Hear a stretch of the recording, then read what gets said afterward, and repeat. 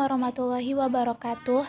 Alhamdulillah teman-teman, pada hari ini kita akan melaksanakan kembali perkuliahan online dalam mata kuliah Statistika Pendidikan.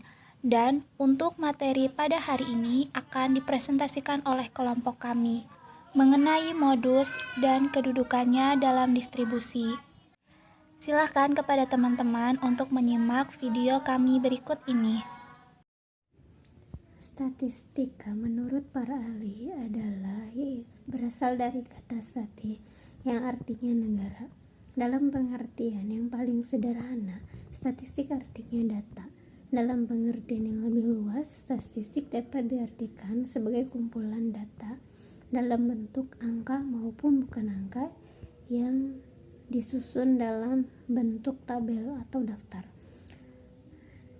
atau diagram yang menggambarkan berkaitan dengan suatu masalah tertentu, perkembangan ilmu pengetahuan dan teknologi atau yang disebut dengan iptek saat ini, bahwa ilmu statistika telah mempengaruhi hampir seluruh aspek kehidupan manusia.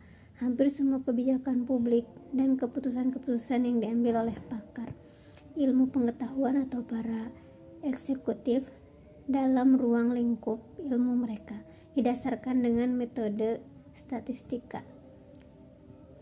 Hasil dari analisis dan interpretasi data, baik secara kuantitatif maupun kualitatif, salah satu kegiatan dalam pembuatan laporan hasil penelitian yang telah dilakukan agar dapat dipahami dan dianalisis sesuai dengan tujuan yang diinginkan dinamakan penyajian data. Data yang disajikan harus sederhana dan jelas agar mudah dibaca. Nah, penyajian data juga dimaksudkan agar para pengamat dapat dengan mudah memahami apa yang kita sajikan untuk selanjutnya dilakukan penilaian atau perbandingan dan lain-lain.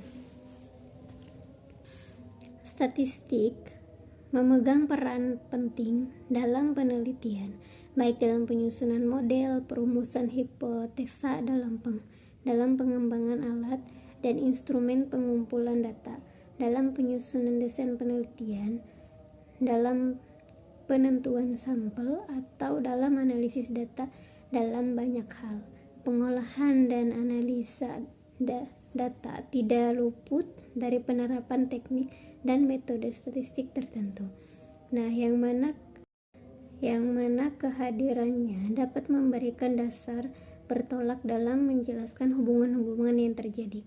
Statistik dapat digunakan sebagai alat untuk mengetahui apakah hubungan kualitas antara dua atau lebih variabel benar-benar terkait secara benar dalam suatu kualitas empiris atau hubungan tersebut hanya bersifat random atau kebetulan saja.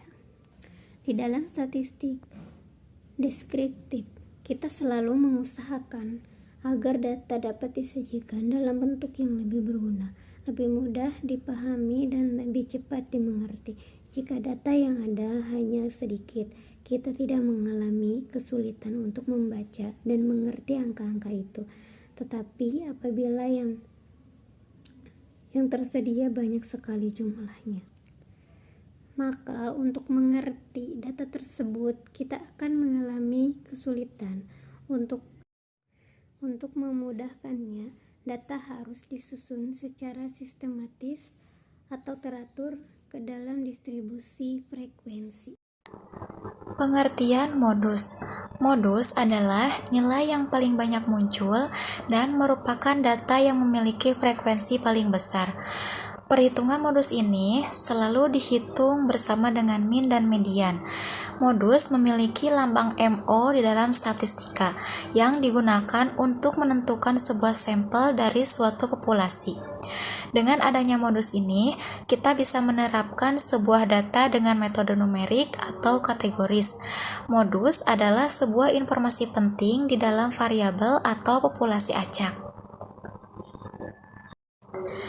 1. Unimodal. Suatu data yang memiliki satu nilai modus disebut unimodal. Data yang memiliki satu modus dapat diilustrasikan pada kondisi berikut. Contohnya pada nilai ulangan matematika dari suatu kelas 75, 60, 55, 70, 50, 60, 65, 60, 62, 60, 85, 65, 75, 40, 80, 45, 90. Dari data tersebut diperoleh nilai modus yakni 60 karena diperoleh oleh 4 siswa lebih banyak dari nilai lainnya. Data tersebut hanya memiliki satu nilai modus yakni 60 sehingga disebut distribusi unimodal. 2. Yaitu bimodal. Suatu data yang memiliki dua nilai modus disebut bimodal. Contohnya adalah sebagai berikut.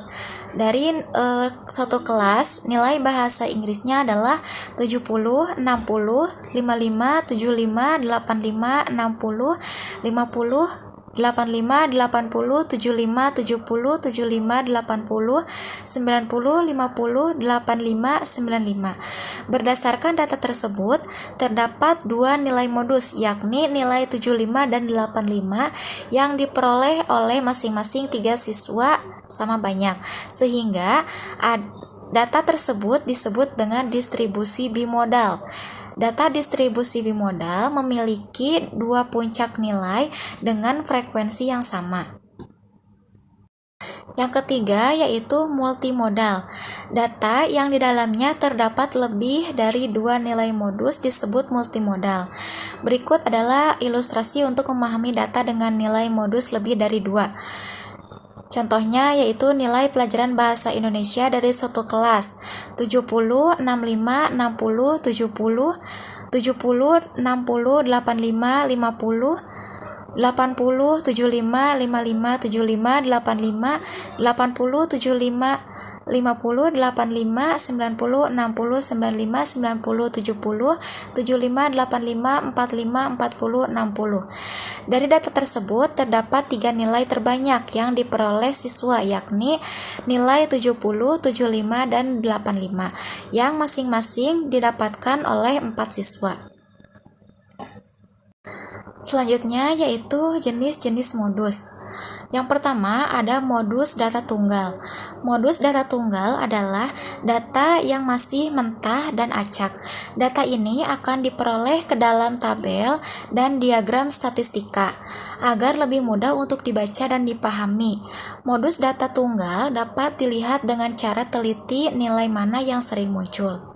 Yang kedua yaitu modus data kelompok. Modus data kelompok dapat ditentukan dari nilai tengah kelas interval yang memiliki frekuensi terbanyak, tetapi nilai yang dihasilkan adalah nilai yang kasar. Nilai modus memiliki rumus MO sama dengan L tambah buka kurung D1 garis miring buka kurung D1 tambah D2 tutup kurung untuk membuat nilai modus menjadi lebih halus. Selanjutnya, saya Yolana Robih Taufik Alfai akan menjelaskan tentang kedudukan antara rata-rata, median, dan modus. Jadi, rata-rata, median, dan modus itu terbagi menjadi 3 kedudukannya. Yang pertama adalah melenceng negatif atau biasa disebut dengan juling kiri. Yang kedua yaitu melenceng positif atau juling kanan. Dan yang terakhir adalah distribusi simetris.